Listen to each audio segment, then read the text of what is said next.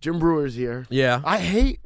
I'm starting to get annoyed with the introducing the guests, even though their name is, when you click on it, their name says is there. Jim Breuer on one episode. Like, we're not surprising anyone when we go, and guess who's here, guys? Unless someone walks in the middle, like there's a run-in.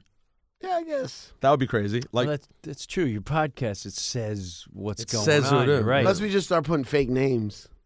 just lying. We should do that. You do it in your comedy routine. The Kevin Hart thing worked again last night. Again. Cipha has a new riff that he does where when he's in a room, he'll, at the end of the show or at some point in the show, be like, we have a special guest and do a perfectly ramped. I look over to the, Oh, Caroline's. I bought it yesterday. Up until when you started saying who it was, I bought it. He was like, do we have time? Like, I'm like, we have time? hey, 5 guys, minutes? thanks for coming out. Really appreciate.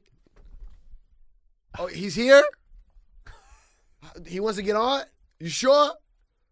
I know we're running out of time. All right, real quick, ladies and gentlemen, special guest. Oh my God, he does everything. I From announced- Think Like a Man. Yeah. From Real Husbands of Hollywood. Names the whole thing. All right. Kevin. I say he's my boy. Known him since he first started. From Philadelphia. From Philly. He likes to come to my show when he's in town to try out new jokes. So it's like, Sounds why like would it's he be feasible. here? It sounds feasible. Give it up for Kevin Hart. These people stand up. Jim, and I want to tell you this. I don't know if you've been around enough to see this. We at the Hot 97, we do a big April Fool's Day comedy show with Caroline's every year at Garden Theater, right? Okay. He did this joke there, and the place was rammed. 4,000 people. 5,000. They jumped 5,000. They jumped to their feet like he introduced Michael Jackson. But hold on. No. The thing is, Yes! I had 10 minutes. I've never done that. I had 10 minutes on the show. Yeah. So I did 5 minutes of material. Yeah. And then I said, we have a big concert that we do at Giant Stadium called Summer Jam. Right. And the big thing about Summer Jam is that artists bring out surprise guests. So I said, I'm going to do a comedy Summer Jam and bring out some surprise guests. So I brought out one surprise. You know Capone? I brought out Capone. Yeah. So they went crazy for him. So now it's like, it's real. I'm bringing out guests. Yeah. And then I did Kevin Hart one. But I mean, I did it so big that I thought this was looked April. like no, Cipha, I walked in as it happened. I was walking and looking at the crowd. It looked like the commercial for a comedy special. People were like, "Yeah, you don't see it happen in real life." And people stood up, jumped up, screamed. I did it so big that I thought it was only a month ago, not even. Oh, that you 3 thought weeks last ago. night it wasn't I gonna work. thought this is not going to work tonight at Caroline's. People have heard about this. No. And it still worked. For that. And I saw people that know the joke and they don't say anything because they want other people to feel the pain. Right. So what happened? Wait, where are you at? Well, what'd they do? I'm in Gotham. Okay, I just want to make sure we say that early. Gotham Comedy tonight Club. and tomorrow night. Listen, if you here's a fun question. Mount Rushmore of Saturday Night Live. Why are you playing this game? I love these games. These are my favorite. It's the One Epstein podcast. I hate these games. because you hate having to think about I it. can't do lists. It's not a list. Yeah, It's give just me you know, the I'm just. All right, go ahead. Mount Rushmore. Mount Rushmore. The 4 presidents' heads. If you had to choose in history the 4, Lauren is not counted. Eddie Murphy, Okay. right off the bat. Eddie Murphy. Okay. Good for race relations. You went black first. Good. Full-blown funny. He made me watch SNL. I understand that, but it's good that you went black first, especially on a hip hop podcast. No, Go ahead. it's making you look good. Hands down, Eddie Murphy. You want to go Asian? Even though Eddie, Gilder Radner. but then now you have 2 from that first era. Too bad. No, but Eddie Eddie Murphy's wasn't not first. first. He was Eddie's 80s. second? Yeah, I guess it was 70. Yeah, he was 5 years It was a in. decade later. No, not a decade. A good 7 years later. I was 83 and it started in, 76, 77? Yeah. Like that. Yeah. All right, so Gilder Radner. How many do I get? 4. 4. I guess you have to do Belushi. See, but Why? now you have See- 3 and you're pre-86. And why do you have to do it? And I'm going to Because you say think you're supposed to? Did you find Jim Belushi funny? John. Sorry, John. Jim was there too. You know what? He's not on the Yeah, Mount not the Rushmore. same. wait a minute. Okay, you know what? Hold on a second. I'm going to hold off on Belushi. You should. I'm going to say Farley. This is his Hands down Rushmore? Farley. Yes, this is his. Yes, your Rushmore. Chris Farley, Eddie Murphy, Gilder Radner. Okay. And I'm gonna put Will Ferrell on there. Look at you. You're a good man. I'm gonna put Will Ferrell on there. Fucking good guy.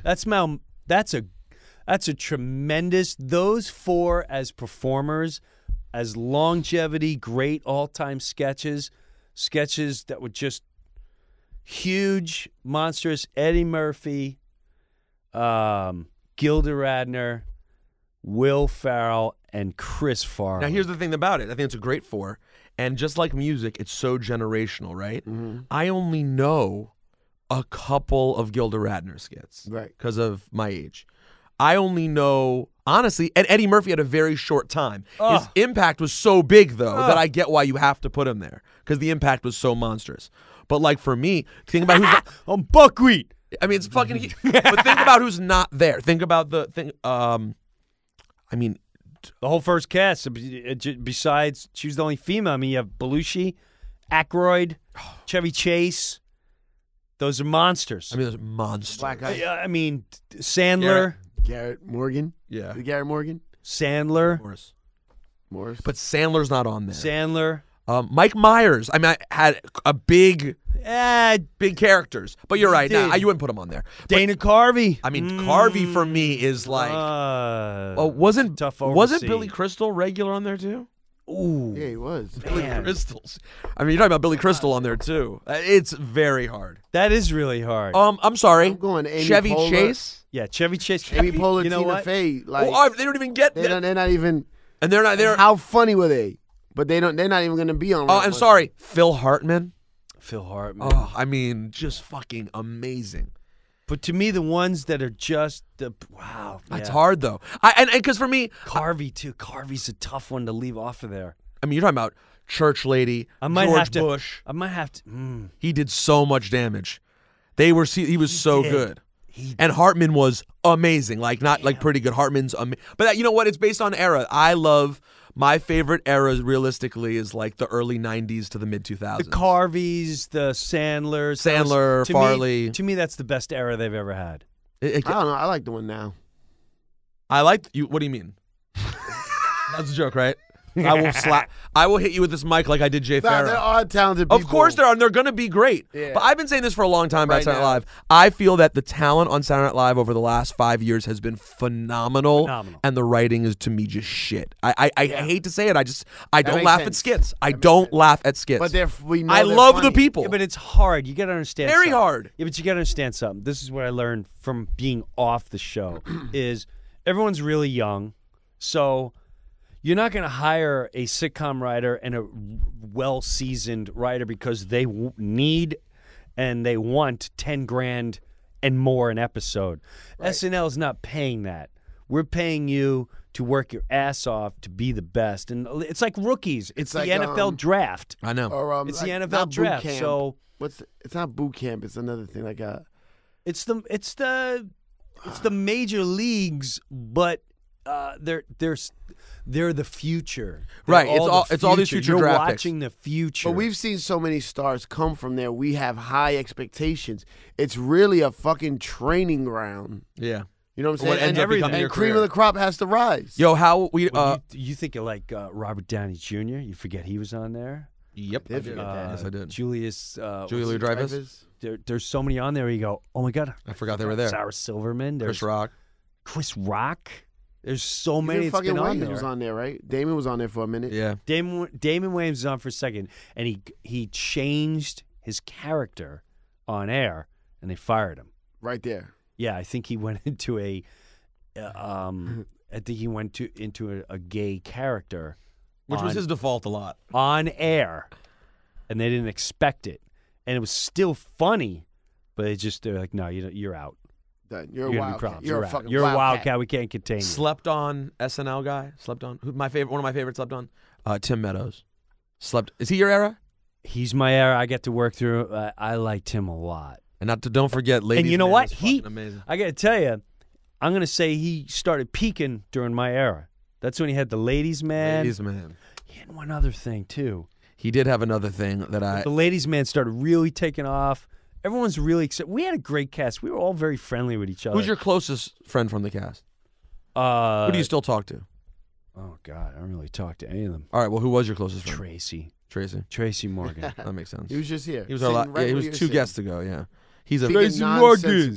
Yeah. Tracy Morgan. More 97. My children's listening to this. We go to Hibachi. I said, turn on 97. Turn on at 97. I love that Japanese food. Choo-choo train. Volcano. Egg roll, yo, when they roll the egg roll. Is Pesci your most known impression or Ozzy? It depends who you are. What else? What else? I guess What if you're Pesci. Joe Pesci? I guess, yeah, Joe Pesci, I guess. Does he like it? Does Pesci like the impression? I don't know. I'm going to assume no. Because when I finally met him on SNL. Oh, I heard there was a riff. He was like, so you going to thank me for giving you a career? Yeah, I heard that. And he was serious. He wasn't playing around. He's like, are you Italian? I said, no, I'm not Italian, but I grew up with Italian. I didn't ask you where you grew up when I asked you if you were Italian. And then he got this whole thing where, I'm very offended that you say words like guinea, wop, and dago. How come you can't see any other racial slurs? God forbid you say any other racial slurs, even close. You get picketing, you get, no one's allowed to watch it but guinea and wop, dago. That's all right? That's all right. He was dead serious? Oh, he was dead serious. This was at SNL? Yes. He was like on the show? Yeah, but he was coming on just to work with me doing the Joe Pesci show. Fuck. But before he did it, he wanted to meet me. And I thought, so he agreed to do it. So you have to think this is going to be great. I'm going to be in Goodfellas too and every other. You probably agreed to do it to tell him that. Yeah. And that was And so were you intimidated at all? Yeah. Yeah, because I also grew up with boys like that. I grew up in a Where neighborhood. Where you from again? Valley Stream. Oh, yeah. And I grew up with that crowd. Tough Italian kids. And I watched people get taken out and stuff and go to jail. So I don't care what anyone says. He's in there somewhere. I don't care what anyone says. And so when he was talking to me hard. Really? And there was no one in that room but me, him, and his assistant. What, like a dressing room? Yeah.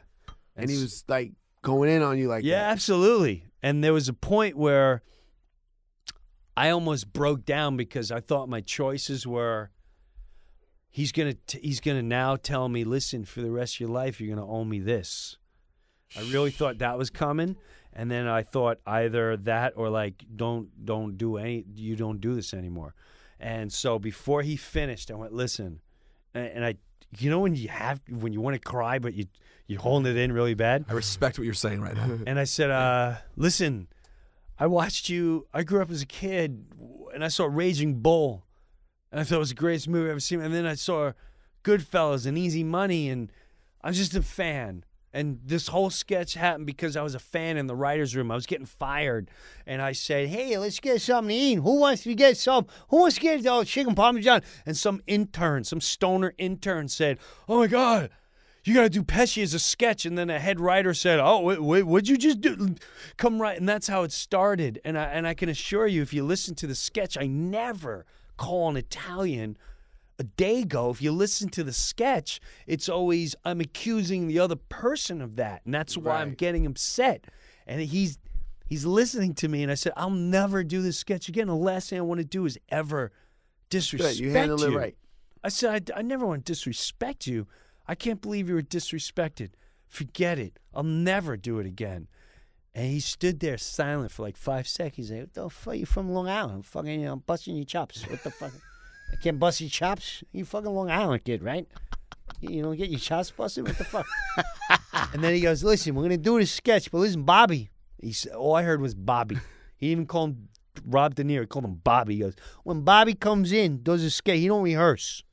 So you're going to tell me what you need me and Bobby to do. I tell Bobby, and then he comes for the live show. I know Lorne said there's a dress show. We ain't doing no dress shit. And that was an awesome moment. Man. Oh, shit.